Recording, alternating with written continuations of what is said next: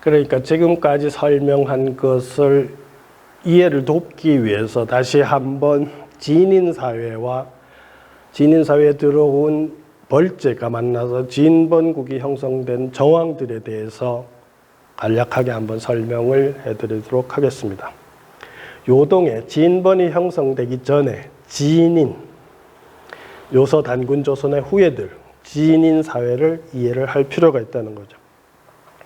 요동반도의 진인사회에 선인 왕검사회의 후예라는 인식이 남아 있었다는 거죠. 그러니까 단군의 후예들이 요동반도에 살았다고 하는 선인의 후예, 당신들이 선인의 후예라고 하는 그런 문화가 요동반도에 많이 남게 된 이유는 원래 기원전 2333년에 요서 지역에서 건국했던 단군 조선이 아니고 은나라 무정기 이후에 요동으로 들어왔던 사람들의 그 지역에서 살았기 때문에 그러한 문화가 전승되고 있었다. 이렇게 이해할 필요가 있다는 거죠.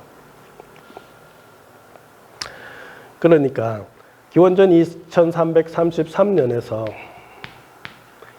12세기 중엽 은나라 무정 때 무정이 영역을 확장하는 과정에서 북쪽을 많이 공격을 하는데 북쪽에 들어있던 유목민들이 동쪽으로 진행하면서 단군 조선의 주력들이 요동반도와 서북한 지역으로 들어왔다는 것이 제 주장인데, 이 주장은 이승휴의 제왕운기에 보면 이러한 사건을 설명하면서 164년이 지난 후에야 기자가 들어왔다 이런 표현이 있고, 혹은 164년 이후에야 군신 관계가 다시 성립이 되었다고 하는 표현이 있는 거로 봐서 요서 지역에서는 주력들이 사라진 이후에 164년인 기간 동안은 중심 공동체를 리드할 중심 세력들이 없었던 것이고, 동쪽으로 내려왔던 이 사람들이 바로 요동반도에 들어온 진인들이 바로 단군 왕검 사회의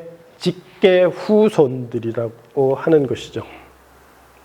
이승휴가 이런 표현을 남겨놓았는데, 요임금과 동시대인 무진년에 나라를 세우 우순을 지나 하나라 때까지 왕이 계시다가 은나라 호종 8년 을미년에 아사달산에 들어가 산신이 되니 나라를 다스리기를 1028년이다. 그 후 164년이 지나 기자가 나타나서 군신관계 국가를 열었다. 일설에는 이후 164년 동안은 비록 부자는 있으나 군신관계는 없었다. 이 말은 무슨 말입니까? 결국은 은나라 무정기에 단군 조선은 붕괴되어서, 요서 지역에 있었던 단군 조선은 붕괴되어서 전체를 통섭하는 리더가 없었고, 부자는 있었지만 군신 관계가 없었다고 하는 기록이 164년이라고 특징을 하는 것으로 보아서 이승휴가 인용한 어떤 텍스트에는 분명히 164년이라는 기록이 있었던 것 같고, 그것은 역사적 사실이기 때문에 160여 년, 150여 년 뭐 이렇게 쓰지 않고 164년이라고 특징했다고 추론할 수가 있는 것입니다. 그러니까 요서 지역에서 있던 단군 조선이 은나라 무정 때 동쪽과 서북한 지역으로 들어오고, 그곳에 164년 동안 군신 관계가 없고 부자는 있을 때 왕이 없었던 그런 세월을 지나다가 기자가 들어와서 조선이 다시 일어났다 이런 표현을 하는 건데, 그러니까 이쪽 요소 지역은 주나라 이후에 조선은 요서 지역에서 기자 조선으로 출발을 해서 한시 조선으로 변동이 됐고,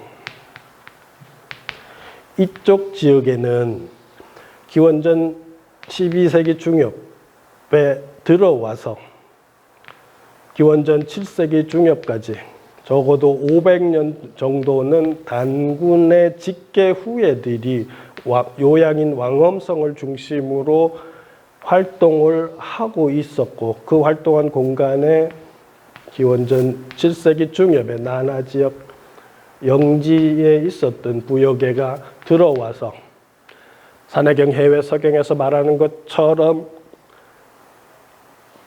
이곳에 있던 웅상목을 다시 차지함으로써 후단군이 됐다는 건데, 이 후단군을 주도한 것이 부여라고 하는 것이, 부여인들이라고 하는 것이 지금 제가 새롭게 주장하고 있는 내용의 핵심인 것입니다.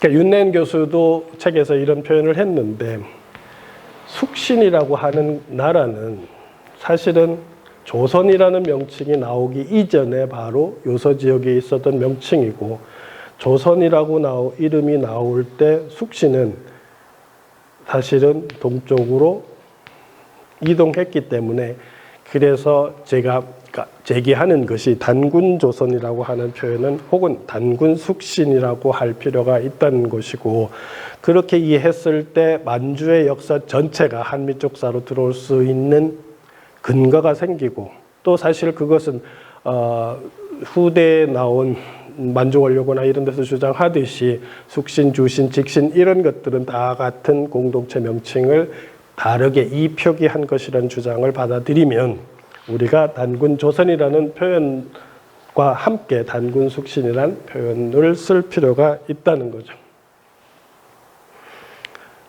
그래서 진번에서, 숙신에서 진번으로 이렇게 했는데, 숙신과 진번이라고 하는 것이 연결이 된다는 것을 학자들의 주장에서 가져온 내용인데, 동북공정에 주도적으로 참여했던 학자 중에 한 분이 바로 손진기라는 사람인데, 우리에게도 번역이 돼서 많은 사람들이 본 책이 동북민족원료라고 하는 책을 여러분도 보셨을 텐데, 거기에 보면 숙신이란 명칭은 순임금과 우임금 때 벌써 보이기 시작해서 상주를 거치면서 끊임없이 역사서에 보이다가 전국시대 진한 때에는 진번이라 칭해졌으며, 그러니까 숙신과 진번을 동일 공동체로 보고 있는 거죠. 위진 때에는 숙신으로 보이다가 북제 때까지도 가끔 그 이름이 그대로 나타난다.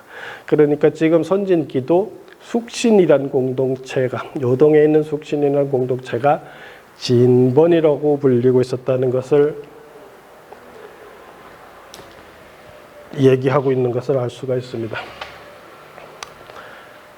안정복 같은 경우에는 동사 강목 고이 진번고에서 진번의 진은 숙신의 신에서 나오고, 후세 여진의 진은 진번의 진을 따른 것이다.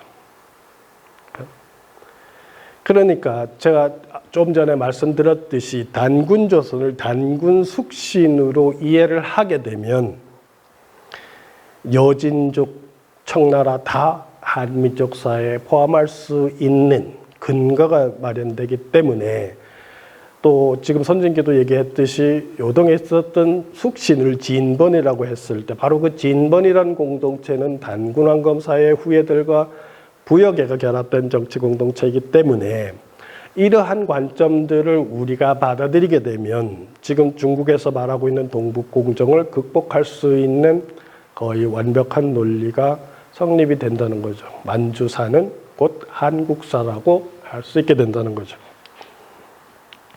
또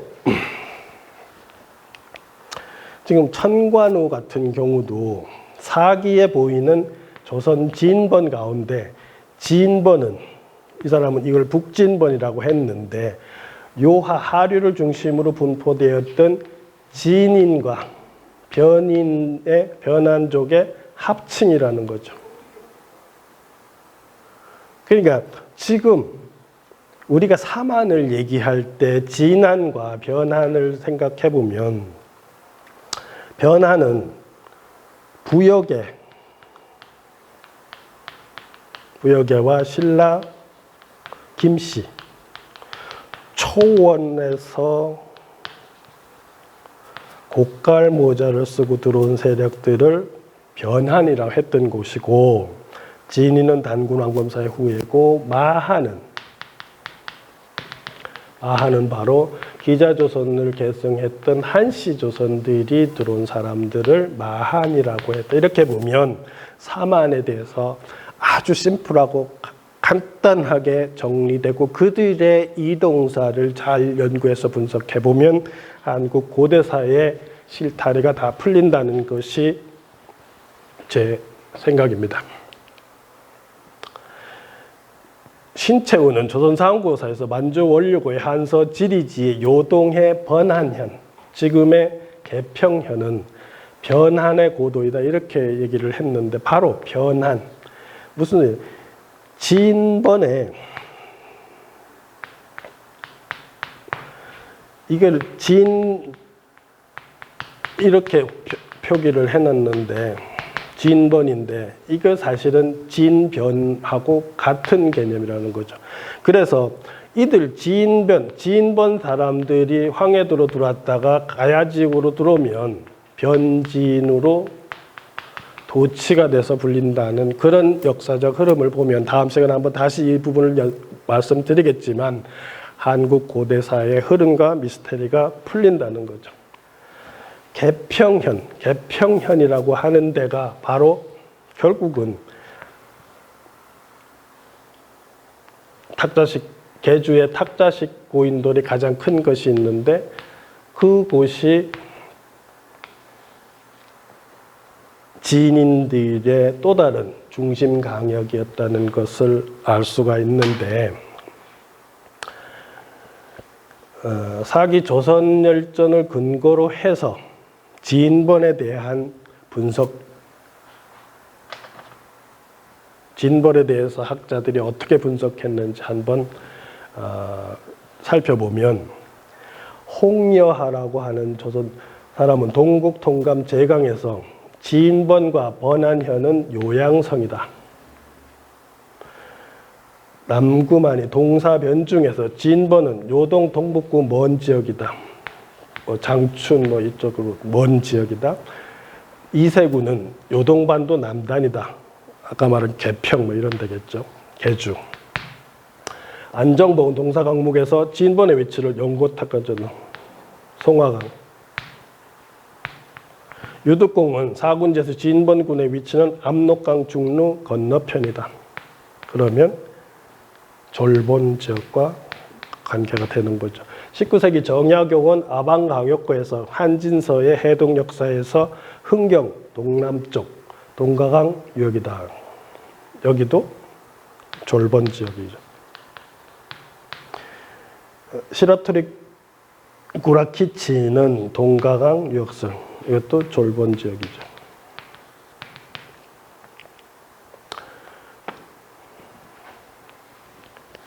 그렇게 해서 지금 앞에서 살펴본 진번 지역, 진번을 얘기하는 사람들이 대부분 이들 지역을 얘기하고 일부는 이들 지역까지도 얘기하는 것을 알 수가 있는데 앞에서 쭉 설명했듯이 진번은 바로 요동반도를 중심으로 한 지역에 있었던 것이 틀림이 없습니다.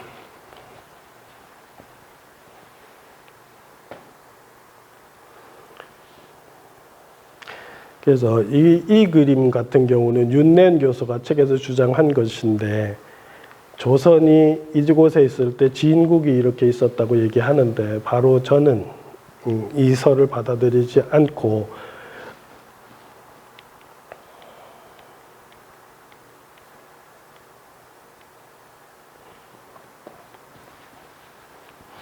단군조선에서 은나라 무정 때 요동반도와 서북한으로 1차 단군왕궁계의 주력이 들어왔고 이들이 확산되면서 충청도 지역에서 후대에 진국이 형성되었고 진국의 후예들이 신라로 들어와서 진한이 되었다는 것이 제가 기본적으로 한국 상고사의 주맥의 흐름을 이해하고 있는 논지입니다.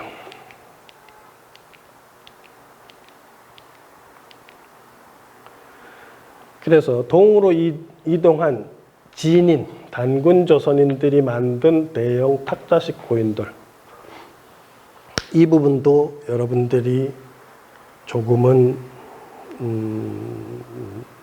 헷갈린다고 표현할 수도 있을 것입니다. 무슨 소리냐 하면 보통 학계에서 고인돌을 단군조선의 지표로 이해하고 있는데 저는 그렇게 보지 않습니다. 요서 지역에 있을 때의 단군조선들은 탁자식 고인돌을 만들지 않았습니다. 그들이 은나라 무정 이후에 요동반도로 들어왔을 때 탁자식 고인돌을 만들었다는 것이 제 생각이고,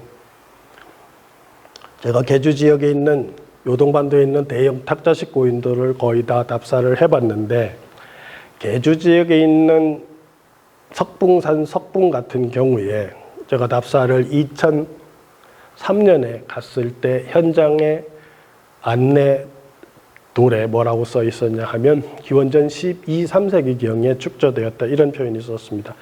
바로 그때가 요서 지역에서 단군왕검사회가 붕괴되어서 요동 지역으로 진출한 초기라는 거죠.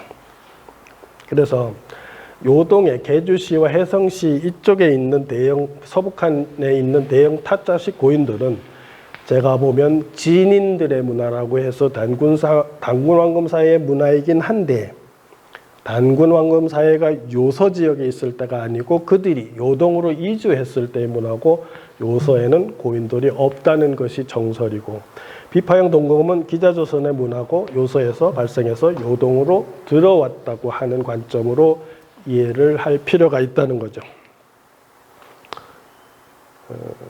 그래서 이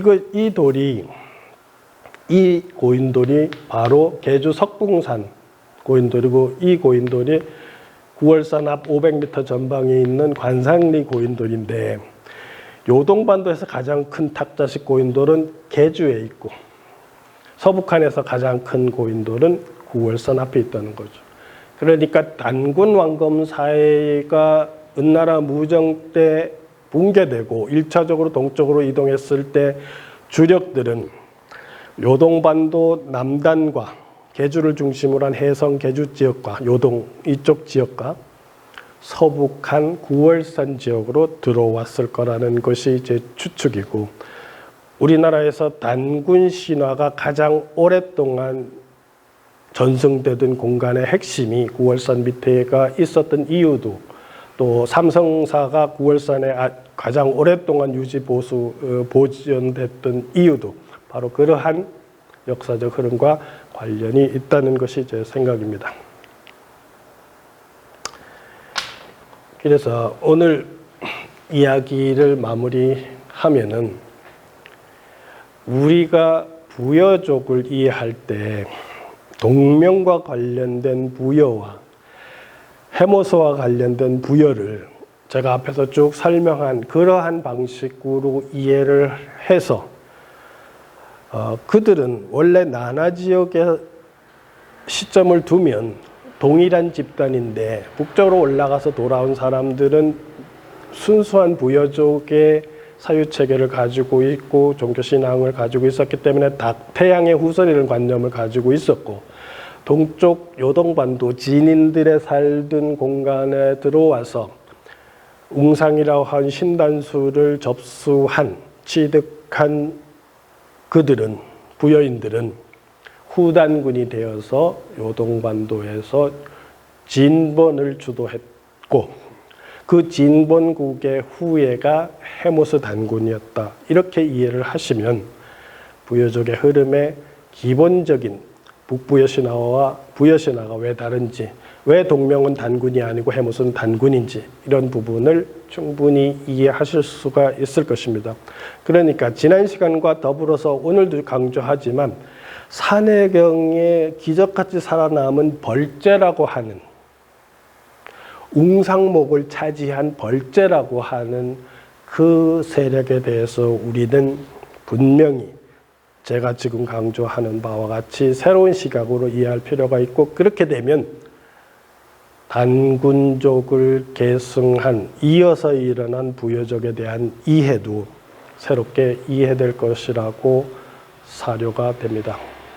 시청해 주셔서 감사합니다.